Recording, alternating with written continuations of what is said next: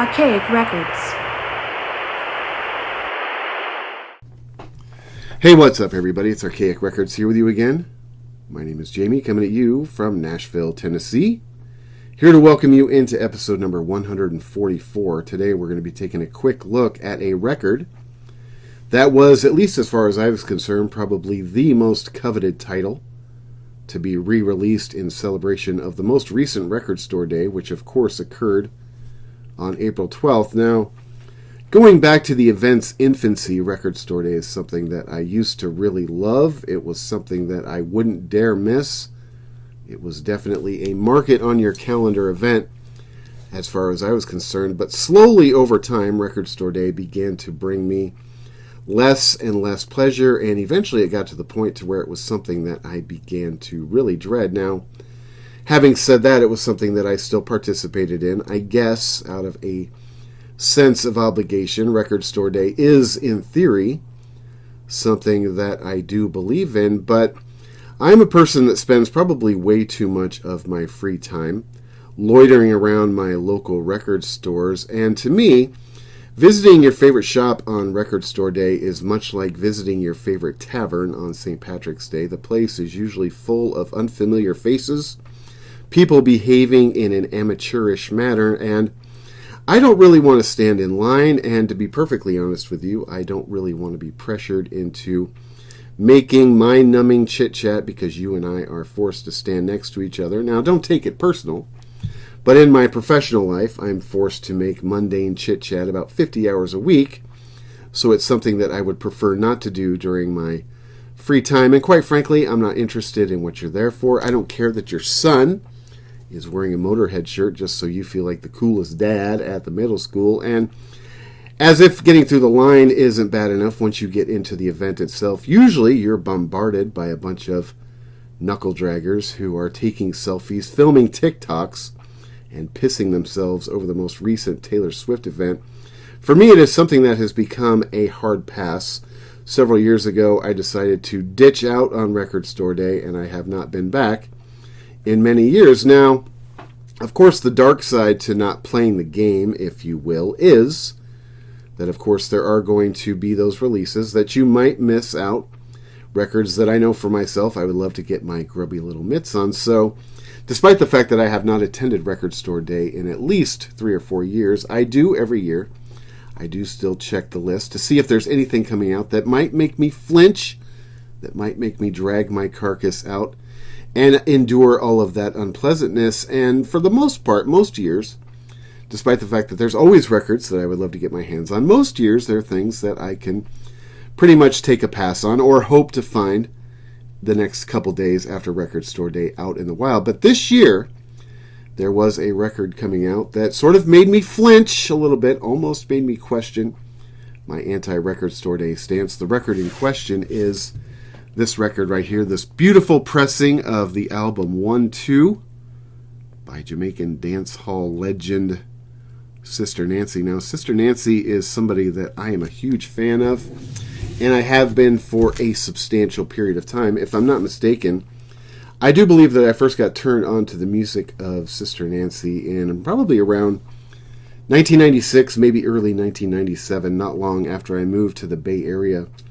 from my hometown in Northern California. When we arrived in our new home, in our new neighborhood, my girlfriend I had at the time and I were sort of delighted to realize that there was a house of guys that lived not too far from us. This house was affectionately, or unaffectionately, depending on your point of view, referred to as the punk rock house. Now, I would not go as far as to suggest that I necessarily became the snuggest of chums with any of the guys that lived in the record store or the punk rock house, but there were a couple of the guys that I became sort of acquainted with, and these guys sort of took me under their wing in terms of introducing me to artists and different styles of music. And that is really the place where I first began to embrace Jamaican music. All of these guys were really into sounds of the tropics. Now, when I first met these guys back in 1996, I had begun to sort of wade myself into the shallow end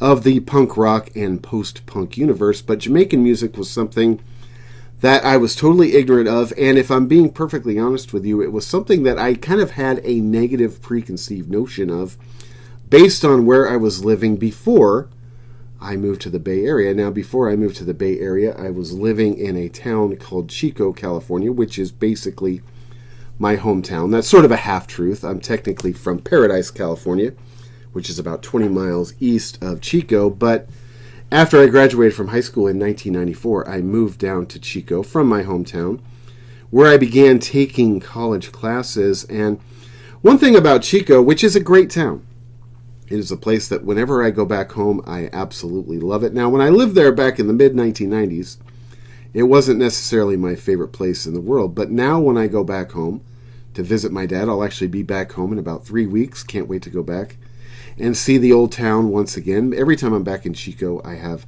so much fun. It's a place that I have such a soft spot for. But as a young adult, going to college there, it was not a place that I necessarily loved, especially culturally, especially being the type of person that I was, living in a college town where the Greek system is such a huge thing. And for me, that was sort of my association with Jamaican music, was the guys that lived on Frat Row, the sort of ESPN, Monday Night Football, Pat McAfee, date rape guys, the guys that would sort of kick your ass in high school for no reason. But if you walked by every one of the frat houses in this town of Chico, they all had a Bob Marley tapestry hanging in the bedroom windows. Now, I assume it wasn't necessarily because they were really fans of Bob Marley and his music and his message. It was all based around the pastime of smoking marijuana, which is fine, which is a big part of Jamaican music. It's a big part of this culture, of this scene. But I always sort of doubted that the guys that lived in the Greek houses in Chico were really into the political stances of Bob Marley. And so this was a negative attitude about this style of music that I sort of carried with me as I left Chico and when I moved into the Bay Area for the first time. And I started hanging out with these guys sort of loosely, who were turning me on to different styles of music. Whenever they would break out a Jamaican CD or a Jamaican record, I would sit there with my arms folded in defiance. I did not want any part of this music. Again, based on the fact that I had been living in basically a frat town over the past couple of years, and I had this negative association with it. But slowly, over time, it began to wear me down. And I remember at a certain point in time, I decided, hey man, this music is awesome. I remember hanging out with these guys in their houses, and eventually they would say, hey, what do you want to listen to next? Anybody got any requests? And I remember when I first started hanging out there, I'd always request anything but reggae. Just no reggae, no Jamaican music. I don't want to hear that crap. I don't like it. That's frat boy music. But eventually, as I began to get exposed to this music, in a very sort of elementary level, I began to enjoy it, and I actually began to hear myself requesting artists like Steel Pulse and Peter Tosh and Jimmy Cliff and some of the people that at least I knew by name. Now, when I began to sort of pursue this music on my own, because it was something that was totally new to me, I remember going into the record stores looking for Jamaican music, wandering into the reggae section, completely lost, as if I was walking into some sort of a hedge maze, because this style of music was something totally foreign to me. And for me, back in those days, I remember going to the record store, and I remember walking into the Jamaican reggae section, and I remember just trying to remember the names of the artists that these guys had been talking about, or artists or albums that I'd been listening to. Now, keep in mind, this is pre-internet, or at least it's pre-internet in its current state, so you didn't have a smartphone on you. You couldn't just walk into the record store and Google these different artists. You couldn't go on Spotify and just sort of go down the rabbit hole that way. You had to go in and you had to do the footwork. You had to go in and buy these CDs, buy these records. And that was something that I found to be very overwhelming when I first got into Jamaican music. So one thing that I sort of did, I don't know if you would say that it was like a last resort, but it was something that I did because back in those days I was on a reasonably, tight budget in terms of my entertainment, my record buying, my music buying. Back in those days, I was talking to somebody about this recently, a younger person, talking about the fact that, back in those days, we didn't have Spotify, we didn't have Apple Music, we didn't have YouTube. So you were basically at the mercy of your record collection. That's what you owned, that's what you had to listen to. And Going in and buying a CD was sometimes a bit of a risk if it was an artist that you were unfamiliar with, because if you were like me and you were working food jobs or retail jobs, you had a finite amount of money to spend on music, and it was a gamble to buy an album by an artist that you weren't familiar with, because if you took it home and the album stunk, I mean, it was a total bummer. It was a waste of money. So what I would do back in those days is I would resort to buying compilations. I did that a lot when it came to my early days getting into punk rock, and I did the same thing when it came to my early days of getting into Jamaican music. Is I would go to the record store and I would try to find albums by artists that I remember hearing the name of, but if I couldn't, I would end up buying compilations, and I do believe that that was the first way that I ever got discovered, or ever got turned on, I should say, to the music of Sister Nancy. I do believe I bought a dance hall compilation, which she appeared on. Now, back in those days, I began to sort of get a relatively firm grasp pretty quickly when it came to roots reggae, but when it came to dub and dancehall and sort of some of the sort of smaller subcategories within Jamaican music, I do remember that buying compilations was a way that turned me on to so many artists, including obviously including Sister Nancy, but also people like Ika Mouse, Tenor Saw, Yellow Man, Scratch Perry, Mikey Dread. I remember getting turned on to all of these artists via compilations, and of course, after loving their music via compilation, I would go out and I would buy these albums by these artists that I at least knew a song or two on these compilations. Now, this record, 1-2 by Sister Nancy, is one that I do remember having on CD. In fact, I still do have it on CD. This record was originally released in 1982. It was first pressed in 1992 on CD. Now,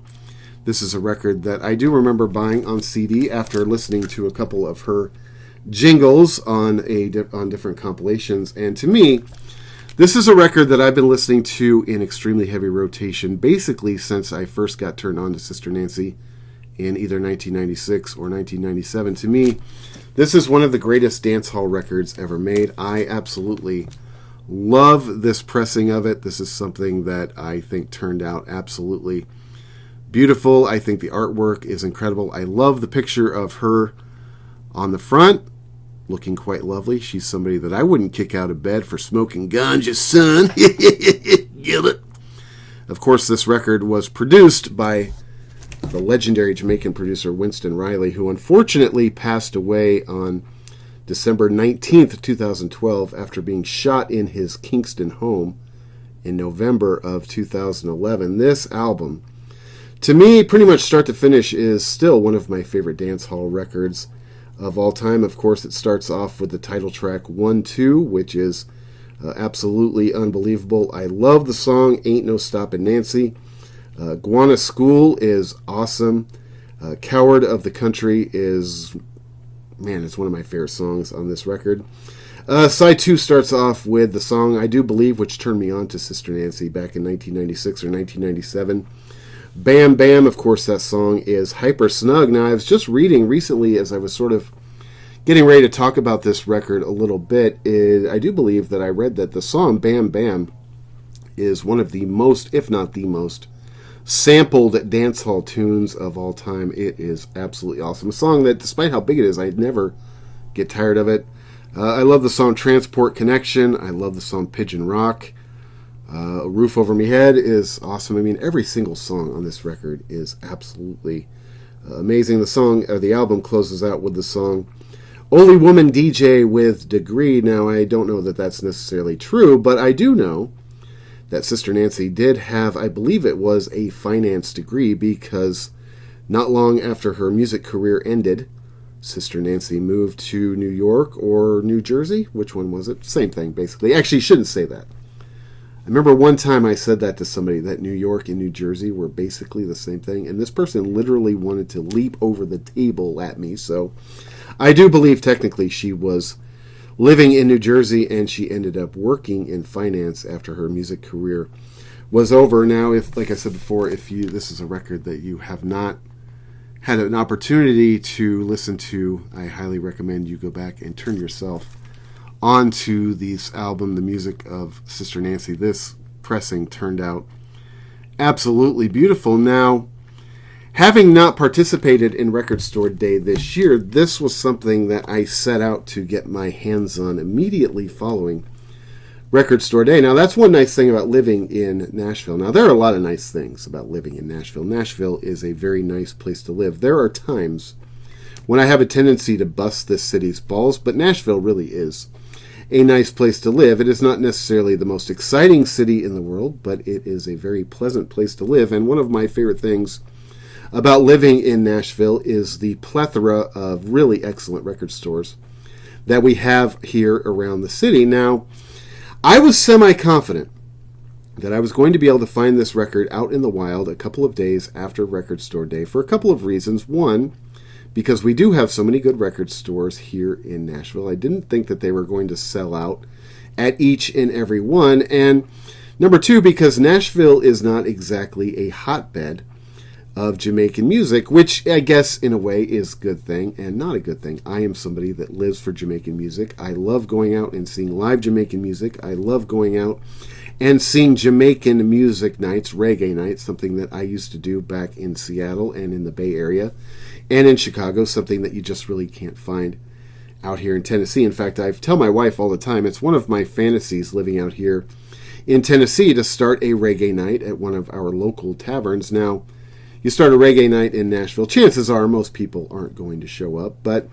it gave me faith that I was going to be able to go out and find this record in the wild, because I did not want to have to go on eBay a couple of days later and find this record on eBay, which is another thing that I don't like about Record Store Day. You go out to your favorite record stores on Record Store Day to get these records. You find that they've been sold out, and you go on eBay the next day, and you find them on eBay for triple the retail price. I mean, where is the sense of community in that move? I always sort of snicker when people point out the record store or the record collecting community. I think communities in general are sort of a thing of the past. I think most people are pretty much just out for themselves, but that really isn't the point here. The point is, it was either the day after Record Store Day or a couple of days after Record Store Day. I went out and I hit up many of the record stores around Nashville. I went to a place called Grimey's, which is in East Nashville, which is an unbelievable Record Store Day. If you ever get a chance to come out here to visit Nashville, if I were you, I would not necessarily steer away from doing the whole Broadway strip thing. I mean, that's kind of the whole point of visiting Nashville in a lot of ways. But if you are a fan of music and records and record stores, I would definitely spend a whole day hitting up the record stores in Nashville. The place in East Nashville I was just describing, Grimey's, is a local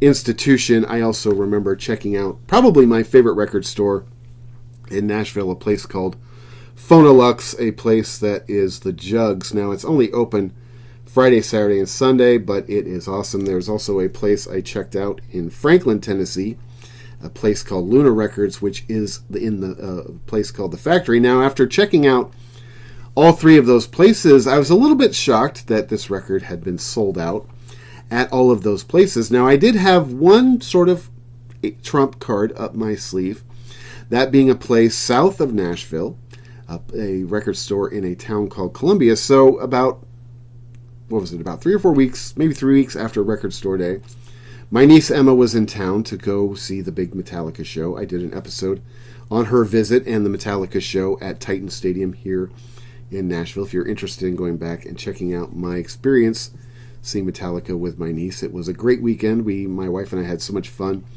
with her, hanging out with her, but she is also a big music nerd. She loves going into record stores. She's not so much into vinyl as much as she's into CDs, so her and I spent one day while she was out here basically hitting up all of the record stores. I took her to all of the record stores I just mentioned. Now, there were a few things that she was sort of looking for in particular. There were a few things that I was looking for in particular. So I took her to this place called Variety Records in a town called Columbia, Tennessee, which is about a half hour south of the city of Nashville. If you have not been to Columbia, Tennessee, it is a charming southern hamlet. It is actually quite sort of, what's the word? It kind of reminds me of Norman Rockwell. There's a little town square down there that is just beautiful. It's such a fun place to hang out. My wife and I go there pretty frequently, actually. It's very Hallmark movie, but there is a record store in the square down there called Variety Records, a place that is that is run by a guy but whose name is Charlie. Now, Charlie is one of my favorite local fixtures in the Nashville area. You go in there, he always recognizes you. He's always upbeat. He's always commenting and complimentary on the titles that you are purchasing. Now, this place was sort of the ace up my sleeve because I know for a fact that Variety Records in Columbia, Tennessee, they do get all of the Record Store Day swag, and I just had a sense, based on its geographic location, that this store was still going to have a copy of Sister Nancy's 1-2, the one most coveted title I was looking for on Record Store Day 2025. And I took my niece in there, and sure enough, I went into the bin that was marked Record Store Day 2025, and I was able to get my mitts on this record. In fact, that guy Charlie commented when I picked up this record, he was shocked that this record was still available. He was wondering who was going to come in and be the lucky purchaser of this record, and for me, this is the one that I could not wait to get my hands on. I do believe that my niece Emma also found a few things that she was looking for, at least in the CD bin. So if you have not been to Columbia, Tennessee, and you find yourself there for whatever reason, be sure to stop in and say hello to my friend Charlie at Variety Records. You will not be disappointed. Actually, last time I was in there, I was talking to the owner. I believe he's the owner, Charlie, and he was telling me that just a couple of days before I was in there last, that Billy Gibbons from ZZ Top just happened to walk in. Just happened to walk in the shop, and apparently he's a big cassette guy because he ended up purchasing a bunch of cassettes. I was never really a big cassette guy, even in the days of cassettes. To me, I don't really get why cassettes are becoming popular again, because to me, cassettes were the worst medium in terms of listening to music. But I can't possibly thank Charlie and Variety Records enough for having my most coveted 2025 title in stock. This is a record that I've been listening to in very heavy rotation since I picked it up. Like I said, it was just very beautifully done. Now, this is not the only Record Store Day 2025 release that I found at Variety Records on that particular day. A couple other records that I was looking for specifically. One being the 2025 reissue of the second Belly album, King. Now, Belly is a band from the mid-1990s that I absolutely love. I actually have a full Belly episode coming up pretty quickly, so I hope that doesn't cause you to piss your pants with excitement. But just so you know, I do have an episode coming up with the first two Belly albums, this one and of course their debut album, Star. Belly is coming to Nashville in December. Now, that is a band that I love, and I have pretty much since I first heard them with their single Feed the Tree on MTV. Now, that is a band that unfortunately I never got a chance to see back in the 1990s. They are coming to Nashville in December. That is probably right now, I mean, apart from seeing Johnny Marr in September and Morrissey in January, I mean, that is probably the show that I am most excited about right now, because I love Belly, especially those first two records. Now, Belly recently released an album that I don't own physically. I've been listening to it on the streaming services, and it's a record that either I don't love it as much as I wanted to, or it's going to be one of those sort of slow burn albums, because it's sort of taking its time, digging its tentacles into me. But this one, King and the first record, Star, are both records I love. Like I said, they're coming to Nashville in December. I can't wait. I'm also going to see Johnny Marr in September, which is something I'm very excited about. Morrissey supposedly is supposed to be playing in St. Louis in January. Of course, that was the show that got rescheduled from, May, I think it was.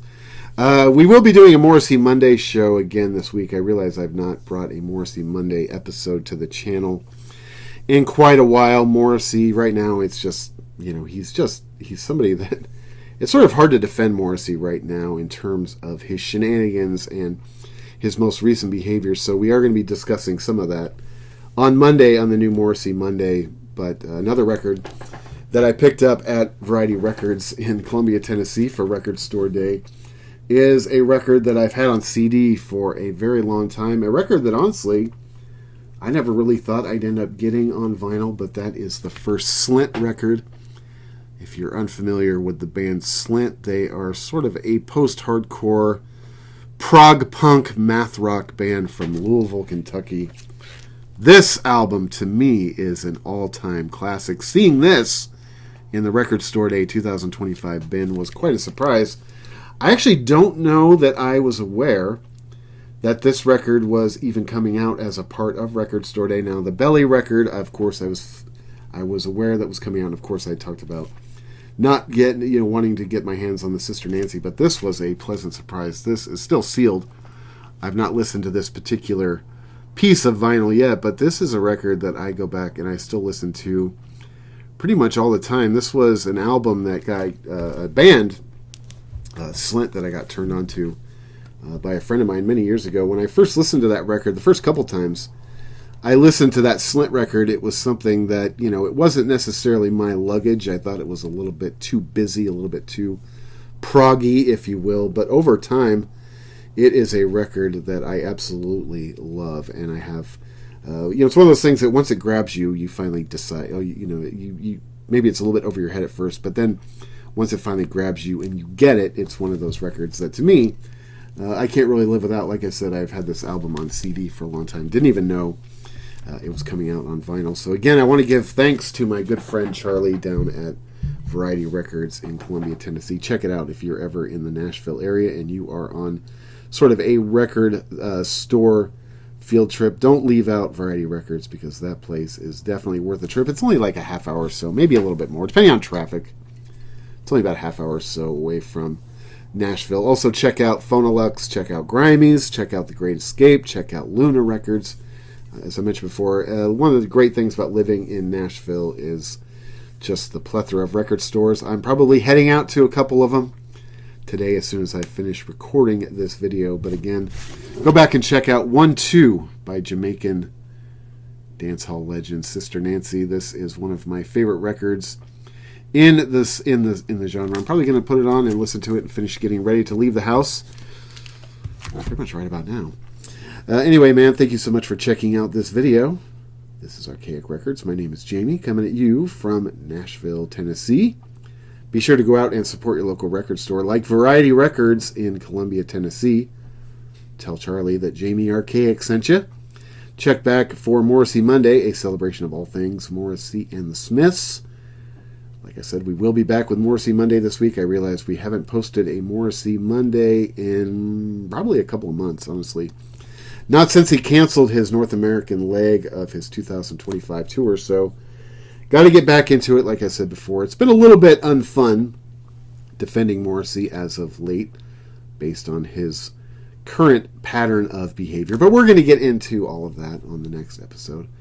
We also do record content and album reviews throughout the week, and I mean, honestly, man, unless you've got anything to add, I would suggest that you turn off this video, go listen to 1-2 by Sister Nancy. It is guaranteed to brighten your day. So go do it now. You are dismissed. Until next time, my friends. Talk to you then.